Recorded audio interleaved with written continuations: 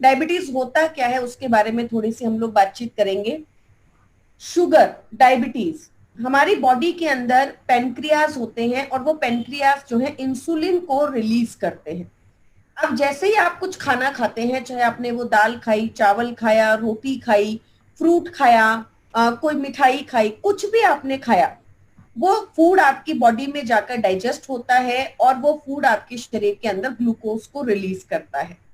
जैसे ही आपकी बॉडी में ग्लूकोज रिलीज होता है, आपके पेनक्रियाज आपके शरीर में इंसुलिन को रिलीज करते हैं और ये दोनों ही चीजें ब्लड स्ट्रीम के अंदर चली जाती हैं, आपके खून के अंदर चली जाती हैं।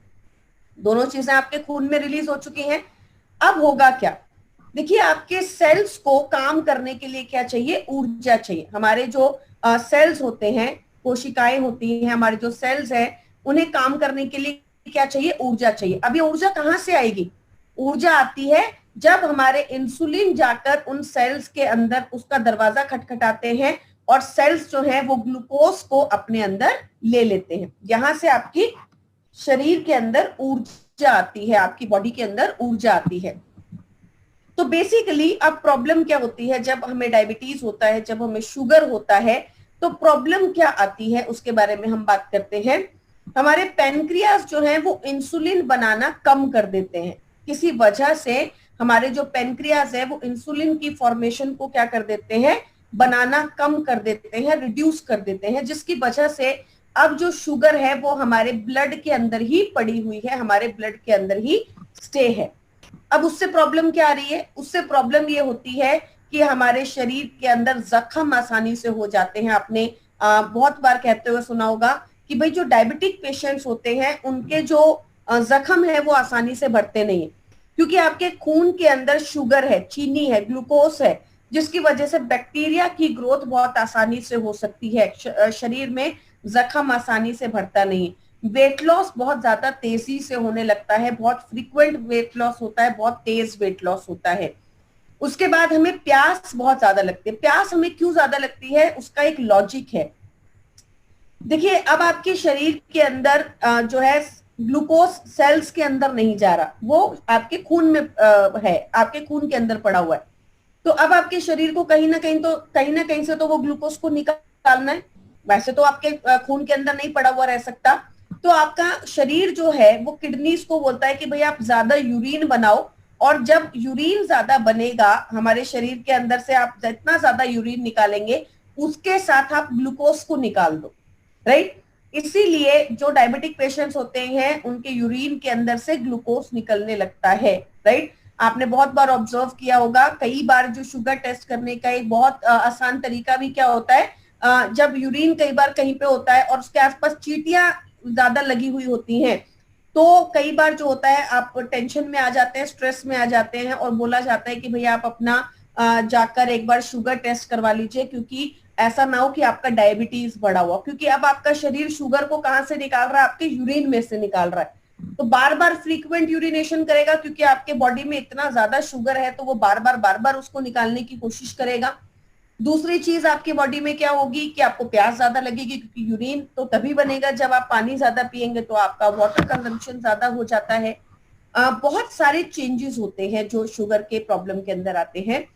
द मेजर प्रॉब्लम इज कि हमारी बॉडी के अंदर जब हम शुगर की गोली लेना शुरू करते हैं, तो मैंने ऑलरेडी आपको बताया कि बीपी की प्रॉब्लम एक बहुत बड़ी समस्या आती है, कोलेस्ट्रॉल की प्रॉब्लम एक बहुत बड़ी समस्या आती है। तो we need to think about it before starting any medications when we are going to when we are in a diabetic condition। जब हमें डायबिटीज होता है तो please think twice before starting your medications.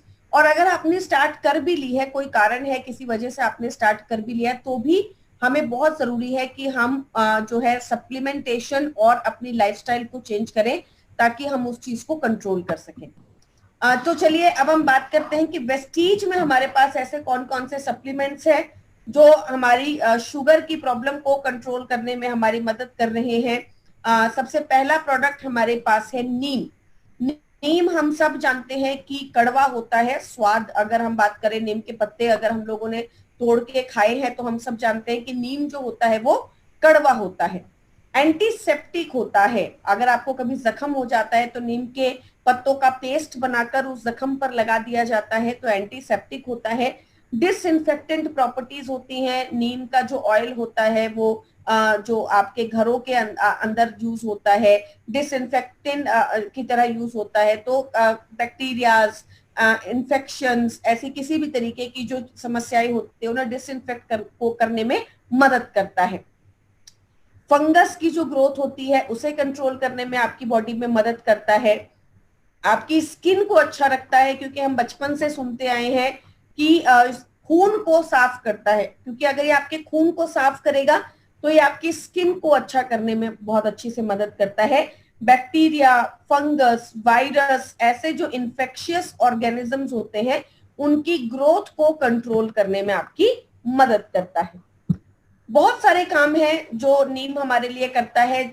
बहुत सारे डिजीजेस ऐसे हैं जिसके अंदर हम नीम ले सकते हैं, जैसे कफ, अगर आपको सर्दी जुकाम बार बार लग जाता है, कट मतलब कहीं पे जख्म हो गया है, कैंडिडा की प्रॉब्लम अगर आपको हो गई है, स्किन एलर्जीज जिसको हम बोलते हैं, डेंटल प्रॉब्लम, दांतों की समस्या, डायबिटीज, शुगर के अंदर बहुत ही कारगर चीज है, बहुत ही कारगर प्रोडक्ट है, जो कि क्योंकि कड़वा होता है नेचर के अंदर तो नेचुरली आपकी शुगर को कंट्रोल करता है।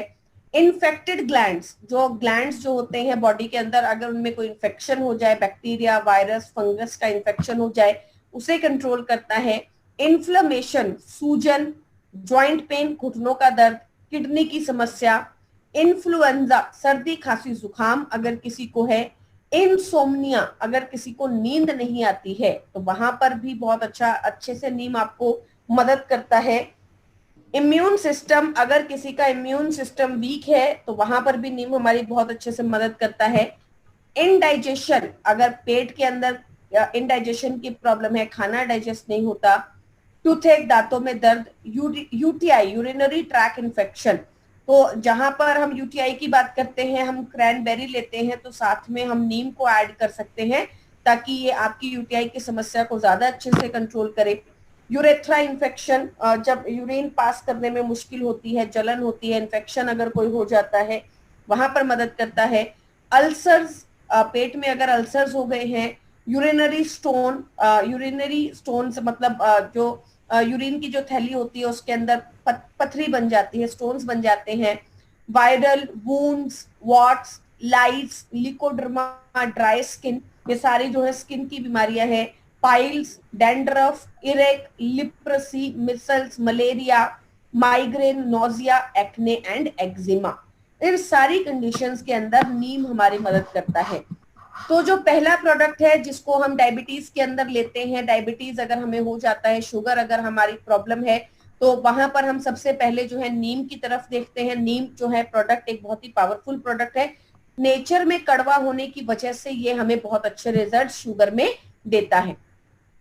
1 capsule thrice day after meals, खाना खाने के बाद आपको लेना है। दिन में एक मतलब 3 कैप्सूल्स खाना खाने के बाद, एक बिफोर आफ्टर ब्रेकफास्ट, एक आफ्टर लंच, एक आफ्टर डिनर। तो इस तरीके से हम नीम ले सकते हैं।